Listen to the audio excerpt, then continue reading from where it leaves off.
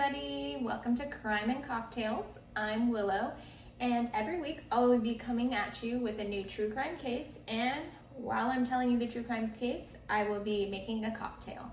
So every week will be something new, and if you like that kind of content, you can like, comment, and subscribe down below. And without further ado, let's get into this true crime case. Alright, so this case this week is going to be the case of the Tangled Web. It has a lot of obsession, stalker, dangers of online dating, and a big plot twist at the end. So for a drink this week, we are going to be doing a margarita. Margarita. What was it called again? Margarita? You wouldn't. Try me. And so I have all my things here, and let's just get into this case. So first, what I'm going to do is start cutting up some limes and tell you where the story begins. So the story begins in 2012 in Omaha, Nebraska. It starts with a man named Dave Kruga. He's a 35-year-old mechanic. He has recently separated from his long-term girlfriend. They had been together for 12 years and have 2 kids together. So he's living in Omaha, Nebraska by himself, and he decides to get in on the online dating world. So he tells everybody right off the bat he's not looking for anything serious, since he did just get out of a long-term relationship. He's looking for some fun. He's looking for someone easygoing to hang out with. He's not looking for anything serious. So the first girl he meets is Liz Goyer. So Liz, her real name is Shanna Elizabeth Goyer. She is a single mom of 2. She owns her own business named Liz's Housekeeping. Her kids, she has 2 that are around the same age as Dave's, and they go on a couple dates. They're nothing serious, they're just having a little fun, and they're hitting it off. So they're casually dating and everything's fine, but at the same time, he's still in the online dating world, seeing other women. So his outlook changed when Carrie Farber walked into his shop with issues with her Ford Explorer.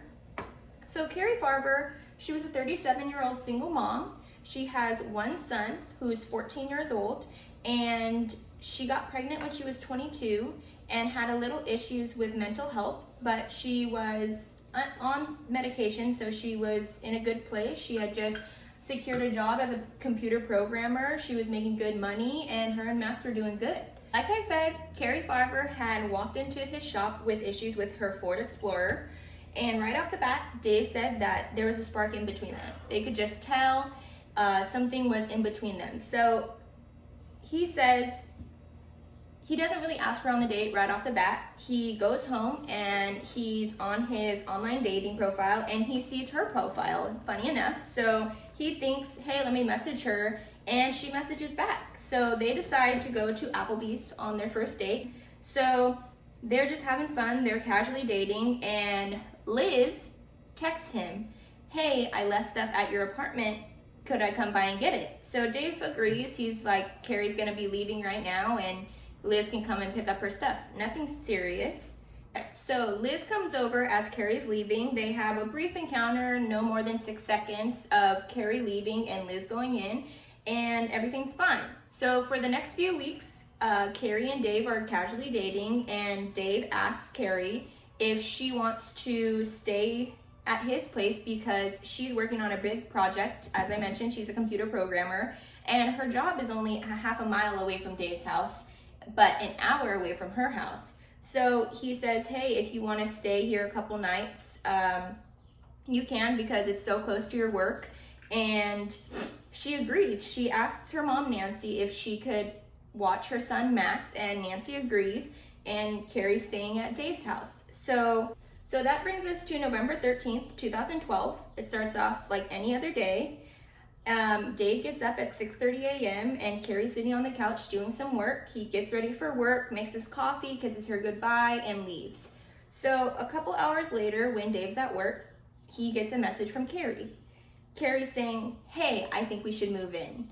And Dave's a little taken back because they've talked about it and they said, you know, it's too soon. They had only been dating for 2 weeks at this point, and he's just a little confused. So as soon as he can, he texts back and says, hey, I thought we already talked about this. I don't think this is a good idea. We've only known each other for 2 weeks. I think it's too soon. And he gets messages back saying, fine, I hate you. I don't want to talk to you. I'm leaving.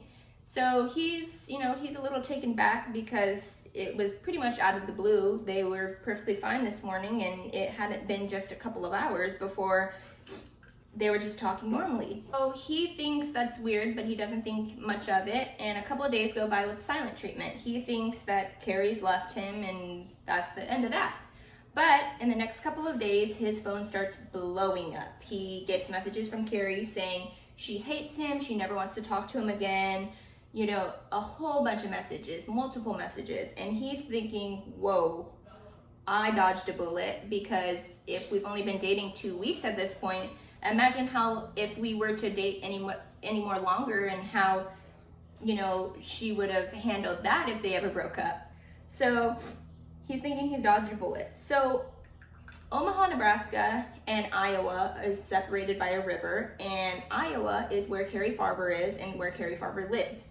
So at this point, Nancy, her mom, has only heard of Carrie through text. She hasn't had any contact with her over the phone, and she's had her son since Carrie had texted her if she could watch her. So she's thinking it's a little weird because Carrie's not one to just leave her son like that. So one day, Nancy gets a message from Carrie saying, oh, oopsies. Anyways, Nancy gets a message from Carrie saying, I'm moving to Kansas, I'm taking Max with me. And Nancy thinks that's kind of out of the blue because they had never talked about leaving to Kansas. And so she goes to Max and says, hey, has your mom ever talked to you about moving to Kansas and taking a job there? And Max nonchalantly says, she's mentioned it, but we never really talked about it because nothing was ever set in stone. So Nancy thinks that's a little weird, and it's a little weird that she hasn't called her, she's only texting her, but she figures, hey, I'll see her in a couple days because her half-brother was getting married. And in that wedding, Max, her son, was supposed to be the usher. So that day comes and goes, and Carrie still doesn't show up. So Nancy thinks that's really weird because she would not have missed that. She was very excited to take Max to the wedding and see her half-brother get married. So Nancy immediately files a missing persons report. And this is in Iowa. This is not in Nebraska where Dave Kruger lives. So in Iowa, there's a missing persons report, and Nancy makes the mistake of telling the police that Carrie has been diagnosed with bipolar disorder.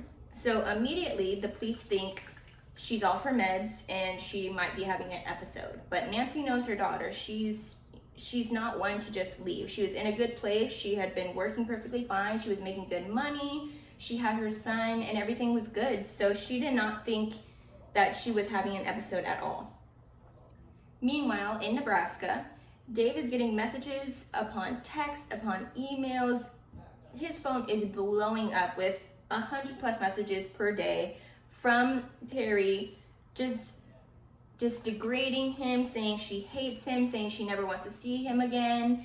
And also at this time, Liz is getting messages from Carrie saying she better stay away from Dave. Dave is hers, and she doesn't want anybody else to have him. So they're thinking, this is a little weird, and what should we do, if both of us are getting these messages? This brings us to November 23rd, 2013, where this has been 10 days since Carrie Farber has been seen in person. So Liz comes home to see her garage has been vandalized, and in spray paint, it has been written Dave's whore. So she immediately calls the police, files a police report, and the first person they want to speak to is Dave. Rightfully so. I mean, they spray painted on was Dave's name. So they immediately go to his work, and he says they come very judgmental, judging him. He's a little nervous. But after he shows the police the messages Carrie has been sending, they look at him as a victim as well. So they immediately think Carrie Farber is stalking both Liz and Dave at this point. Meanwhile, across state lines in Iowa, Nancy is getting really worried because Carrie won't call her, she will only text her, and she's missed a lot of events. She's missed her son's birthday, her son's graduation, her dad's funeral, and her own birthday. So everybody's pretty worried, and they don't know really what's going on. So Dave and Liz are still getting these messages, but they're getting even more threatening and dangerous. So they're a little more worried. So Dave comes home one day and sees Carrie's car outside his house. So he immediately thinks, she's here, she's stalking me, she's watching me. So he calls the police. The police come. Carrie's not in the car. It's just Carrie's car. There's no evidence that she was there. But the thing they do find is one single fingerprint, full fingerprint, on a mint box. Keep that in mind. So they find this fingerprint and they don't find Carrie. And about 5 months after Carrie disappears, Nancy, Carrie's mom, gets a call from a local homeless shelter and says that Carrie is here and Carrie wants to come home. So she's immediately ecstatic because they think, I found my daughter, I'm gonna bring her home. So she drives down to the local homeless shelter, and unfortunately it wasn't Carrie, and Carrie's still missing at this point. As well as this, Amber, Carrie's friend, has also been getting messages from Carrie saying she wants to come home. She's in a little bit of trouble, but she really wants to come home. But every time Amber set up a meeting to take her home, Carrie would never show up. So this brings us to Max messaging Carrie on Facebook, making sure it's his mom. He says, "Hi." And Carrie replies, "Oh, what's up, bud?" You know, normal casual conversation between son and mother. And he says, "Hey, if this is really you, you'll answer 3 questions for me." And I'm gonna look over here to see what the 3 questions were. So the first question is, what is my middle name? What is our first boxer's name? And who was my best friend as a kid? She never replies, and she posts on her Facebook status, "I'm tired of answering questions. I'm not doing it anymore. I don't want to be found." Dave gets a picture message from Carrie of Liz with her hands tied, her mouth duct taped, and her in the back of a trunk. And she looks passed out, she looks drugged. And the message says, "If you don't call Liz right now and tell her that you want nothing to do with her, I will kill her." So immediately, Dave is pretty worried. He thinks that Carrie has Liz. So he calls Liz and says, "Hey, is everything okay? Where are you?" And Liz says, "I'm fine. You know, I'm just at home." So he's thinking, oh, Carrie's playing another trick. Carrie went as far as making a whole obituary for Liz and online for everybody to see, and says, "I didn't really know her, but I know she's a whore for Dave." So that could pretty much tell you what kind of person Carrie is. 9 months later, Dave gets a call from Liz frantically saying, "My house is on fire, you need to get here." So Dave leaves work and is very just confused. He gets there and Liz's house is completely engulfed in flames. Inside were her pets, her dog, her 2 cats, and a snake, and they had all unfortunately passed away. So they're thinking she's getting very, very dangerous now. It's not just a simple text message. She's actually doing stuff that could hurt us. So 2 months after that, almost dropped that. 2 months after that, Dave is the actual victim of Carrie's ways. So Dave gets to work and he's opening up the shop and he sees written in bright red spray paint, "Dave is a woman beater." He's super embarrassed. He doesn't know what to do because he doesn't want people thinking he abuses women. And it's on a busy street and it's at his workplace. All right, so that brings us to January 2014. This is now almost 2 years since Carrie Farber has last been seen in person, and 2 years since the harassment and stalking has began. So Dave's friend Heather Twett decides to drive down to visit him. They have known each other since high school. They have always been a little more than friends. They've pushed the friend to more of a relationship boundary, but never actually have dated. So Heather has no idea of anything Carrie has done, none of the messages, none of anything. But she quickly learns, because as soon as they get into the apartment building, Dave's phone is blowing up, message upon message upon message upon message. And Heather is a little taken back, like, you know, do you need to talk to somebody? Like, are you missing somewhere else? And that is when Dave tells her, "This woman, Carrie Farber, has been stalking me and texting me." So She thinks it's a little weird, but what could she possibly do? So they decide to go to bed a couple hours later, and they're in bed and they hear a loud bang on the window. They don't know what it is. Originally, Heather thought it was a gunshot. So they immediately get up and are all frantic, and they realize a brick had been thrown through their bathroom window and landed on the floor. So Dave knows exactly who this is. It's Carrie. So they immediately get in the car and go to Liz's house, because Dave knows that if Carrie is after Dave, it's more than likely that Carrie had already done something to Liz. But upon arriving at their house, Liz is perfectly fine. All right, so this brings us to the start of 2015. And two detectives, Jim Doty and Ryan Avis, are now a part of Carrie's case. They had asked their higher up if they could take on this cold case, because they thought there was a lot of missing questions that haven't been answered. So they take the approach as one of them trying to find Carrie as if she's alive, and one of them trying to find Carrie as if she's already dead. So they go through the case files, they find out what's in there, they look over it and review it, and they also look over her bank statements. So what they find is, in a lot of these messages of Carrie harassing Dave and Liz, there's a lot of grammatical errors. And Carrie is not one to misspell words or make weird sentences, so they found that very interesting. And two, they look over her bank statements, and there has been no activity for almost 2 years. So upon looking through this case, they figured that Carrie has been dead this entire time. The two questions are, what happened to Carrie Farber when she left Dave Kruger's house back in 2012? And two, who has been impersonating her this entire time? So that's where they start. So they try to find somewhere in the case files if there's anything interesting, anybody that keeps popping up, and they see that it's Liz. Liz keeps popping up. She's been harassed, she's always around Dave, and she dated Dave before. So they look into Liz. I need ice. I will be right back. I'm back. So, like I said, in the spring of 2015, both detectives have now figured that Liz's name has popped up quite a bit in this case. So they figure, let's get the digital expert to look up some of this digital activity. So Liz had given over her phone in the beginning because she was looked at as a victim, and they wanted to see if they could trace some of Carrie's messages to her. So that's the first place they start. What they find is a picture of Carrie Farber's car a month before it had been reported to the police. So Liz had a picture of Carrie Farber's car dated a month before the police have ever found it.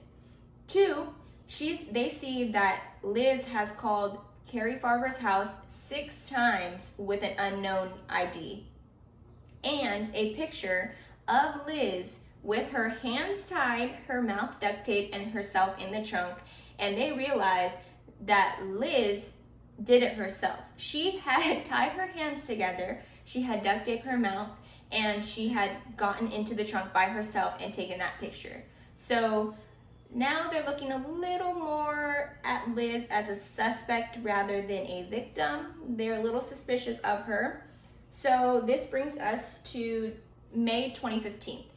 These two detectives go to Nancy's house, and they are telling her that they've taken on this case, and is there anything that you know of that could help us with this case? And Nancy thinks, yeah, I did get a message a couple months after Carrie went missing saying that she had sold all her stuff, and if Nancy could let the buyer into Carrie's house so that they could pick it up.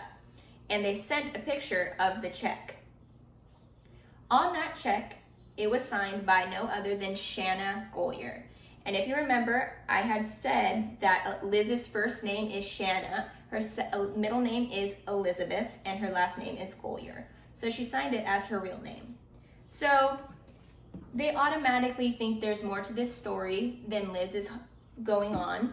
They think that Liz knows Carrie a little more than she's letting on. So this brings us to December 2015.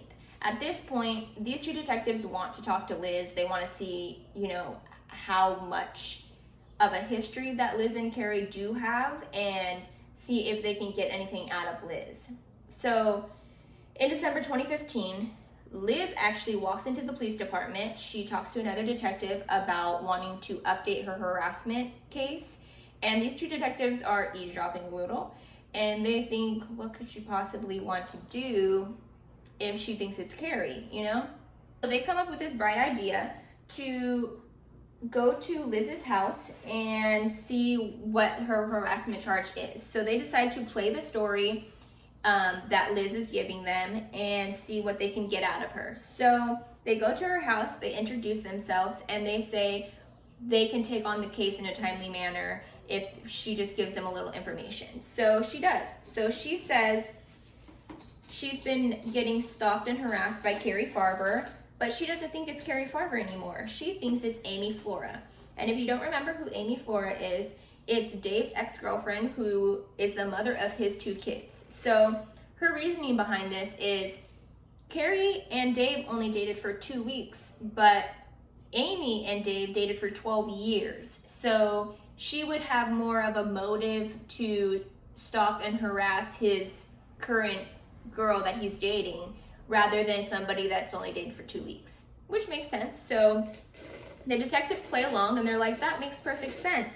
So would you be willing to sign your phone so we can look up some of this digital activity? And Liz agrees. So they get her phone and they now have that in evidence. Liz kind of makes the mistake of telling the detectives that Dave's gun that he had gotten a couple months prior is now missing. But Dave hasn't reported it missing yet. He hasn't even realized it's missing yet. So, you know, there's a difference in story now. So this brings us to December 5th, 2015. I'm sorry, I cannot get this all on this rim. Liz is walking in Big Lake Park all alone at night. She's clearing her head, she's taking some time to herself, and she sits down to rest. She is then approached by a woman who tells her to get on her knees and shoots her in the leg. So Liz immediately calls 911 and she says she's been shot and she's immediately rushed to the hospital. So her story changes a little because upon arriving, they ask, did you see who shot you? Do you know who shot you? And she originally says no, but then changes her story and says it's Amy Flora who shot me. And these two detectives are not buying it. They go and look at Big Lake Park for any evidence, any witnesses, anything, but there's absolutely nothing. There is no trace of evidence that would have showed Amy Flora or anybody in that park at the same time as Liz. Plus, Amy has an alibi, so, you know, it's a double. So, at this point, the police have told Dave that it's been Liz that's stalking him, but he didn't want to believe it. But after this most recent incident of her being shot, he realizes that it has been Liz stalking him the entire time.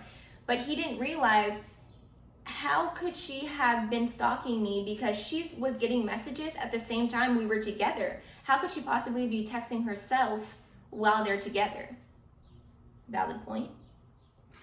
So I'm gonna blend this really quick and I will continue with the story.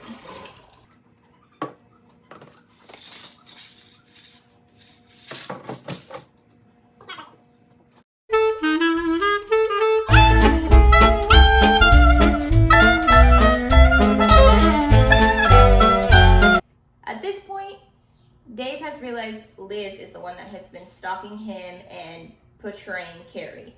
So at this time, the digital specialist has gone through Liz's phone and found damning evidence. He's found hundreds of different variations of emails that Liz has created in Carrie Farber's name. He has found that the messages have actually been coming from her phone instead of Carrie's, and he has found apps that she used to pre-plan messages for when she's with Dave, so it would look like somebody else is texting her when really it was just her texting herself hours before.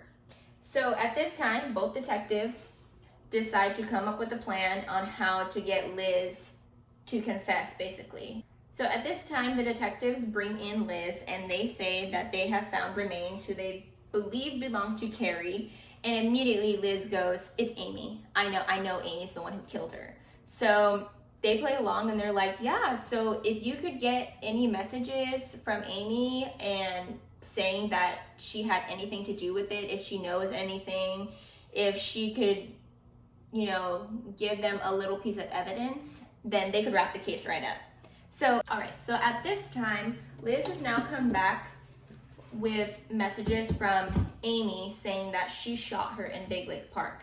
So the detectives decide to try to push her a little more, saying that, we need a little more. If you could get her to admit to things that only the murderer would know, the case would move and wrap up right away.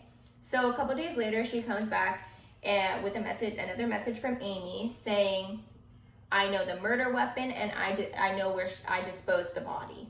So they decide to push Liz a little further. They know that she's on the brink of admitting guilt pretty much. So they decide to get Amy and Dave together and ask them if they would be willing to move back in with each other just so they can push Liz a little over the edge, and they agree. So a couple days later, after Amy and Dave have moved back in with each other, Liz calls the detectives bawling her eyes out, super angry, saying, "How could Amy win? She's won Dave and she's not in jail.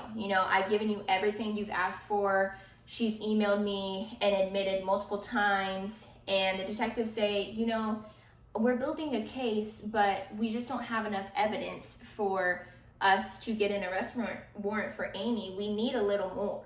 So, of course, Liz comes back a couple days later saying Amy has emailed her and admitted that she killed Carrie. She says Carrie came to her with a knife and she acted in self-defense, and she killed her in her car. So immediately they realize that Carrie's car is the site of the murder. So they go and look at it again. And upon looking at it, they realize that under the passenger seat has been a huge blood stain, and they run it through DNA and it matches Carrie and it's human blood. So they immediately now know that Liz is the killer and they need a search warrant to search her house. So that brings us to February 26th, 2016. This is almost 4 years since the stalking and harassment has started. So Liz is called in for questioning. They lay out all the evidence and proof they have against her, and immediately Liz gets defensive. She says that they have the wrong person, it's Amy they're looking at, and all their evidence is wrong. It's fake. They've made it up. So at the same time, two detectives, Detective Doty and Avis, are at Liz's house with a search warrant. So at Liz's house, they find Carrie's camera, and upon looking on the camera, they find a video dated 2 days before Carrie went missing of her Ford Explorer being vandalized, and they realize that Liz was stalking Carrie before she was even dead. So they immediately have enough proof, they have enough evidence now to issue an arrest warrant for Shanna Elizabeth Goyer.